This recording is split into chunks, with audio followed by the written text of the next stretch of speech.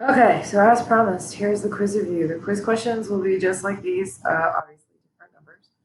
And I'm going to do the odds, and you guys are going to do the evens, and I will post the answer sheet with this so you can check yourself. Best way to learn math is to do math. Best way to study is to practice. So, number one, with a plus sign, this is just combining like terms. So,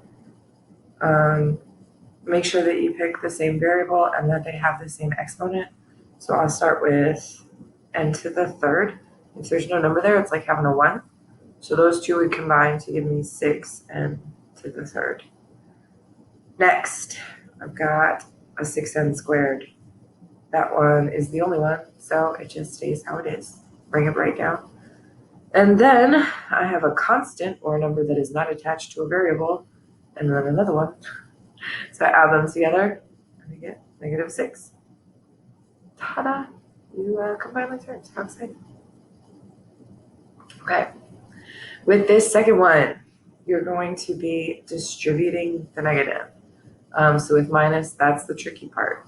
It's like taking this negative and flipping all the signs of these three numbers. So this becomes -4b, negative v to the fourth, and positive 6b3, because whatever the sign is, it flips it. Once you do that, those are gone. So now I'm going to combine. So I've got v to the fourth here and v to the fourth here with a 1, because there's nothing. So 4 minus 1 will give me 3v to the fourth. Remember that the exponent doesn't change because we're adding, it would only change if we were multiplying. Next, I have v to the 3. I have a couple of those. So I add those together to get 4v to the third. And then I have a -4b, and it's the only one, so it just comes down. Awesome. This one is just straight up combining my terms. So I've got 10 and a -9 that go together to be 1. And a -10 and a -7, which go together to make -17a. Be careful with adding negatives, it can be tricky. And I feel like there's something else I was gonna say. Whatever. Okay. Moving on. Distributing.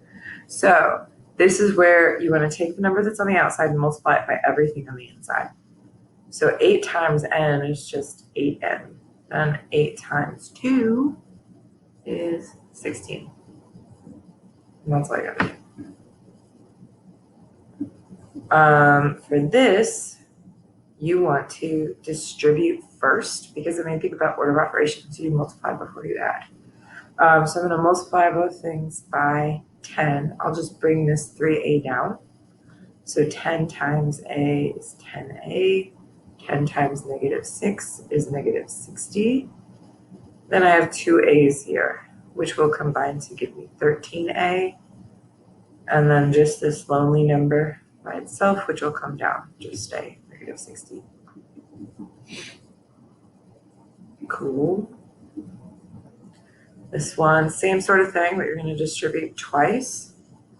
So I'm going to multiply 3 by everything in this parentheses. So this will be 21 minus 24a. And then this, treat this like a -6. A minus and a negative are really the same thing. So -6 times both gives me -24a and -30. So now I have to combine my terms. My a's will go together. They add up to -48a. And then my constants add together to give me -9.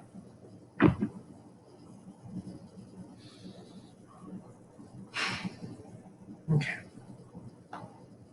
So this is where you're going to write an algebraic expression.